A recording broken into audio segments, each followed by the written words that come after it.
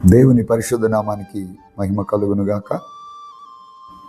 వాక్యాన్ని వీక్షిస్తున్న మీ అందరికీ ప్రభు పేరిట నిండు వందనాలు తెలియజేస్తూ ఉన్నాను.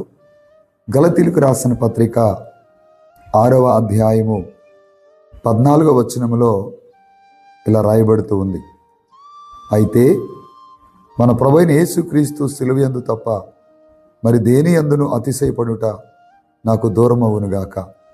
దానివలన నాకు లోకమునకు నేను సిలువ వేయబడి ఉన్నాము.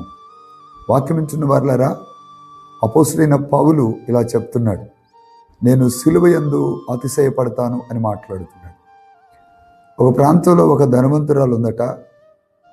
ఆమె మరి చివరి కాలంలో తన ఇంట్లో ఒక చెక్క సిలువను ఏర్పాటు చేసుకుని మంచం మీద లేవలేని స్థితిలో ఆ సిలువను చూస్తూ ఏడుస్తూ ఉండేదట.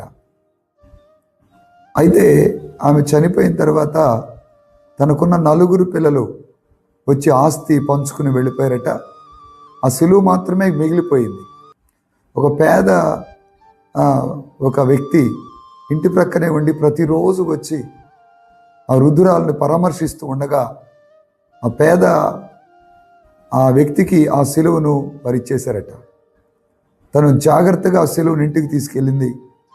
దినాలు గడుస్తున్న కొలది తన జీవితంలో ఆ సిలువ వెనక భాగంలో ఒక మేకు ఉండటం చూసి దాన్ని ఊడతీసిందట. ఆ లోపల ఉన్నటువంటి మరి బంగారము, చాలా విలువైన సంపద ఆ సిలువలో దాగున్నట్లుగా తను చూసి ఆశ్చర్యపడింది. ఈ సిలువ వైపు నువ్వు చూడగలిగితే దేవుడు నీ జీవితంలో గొప్ప కార్యాలు చేస్తాడు. సిలువే నీకు బలం, ఈ సిలువే నీకు శక్తి, ఈ సిలువే నీకు ఆశ్రయం, ఈ సిలువే నిన్ను దేవుని దగ్గరకు తీసుకెళ్లేది. అలాంటి అద్భుతమైనటువంటి రీతిలో మన జీవితాలు కట్టబడటానికి మనం ఇష్టపడదామా?